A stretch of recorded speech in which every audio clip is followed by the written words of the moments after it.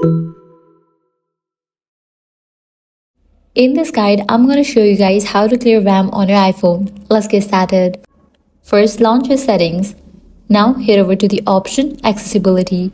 Here you're going to find the different section. Head over to the section Physical and Motor. Click on the option Touch. Now navigate to the option Assistive Touch. Enable for that option. Now you'll see a floating home button on your screen.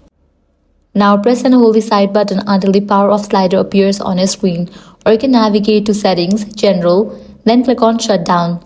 Now click on this floating option, then click on the option Home.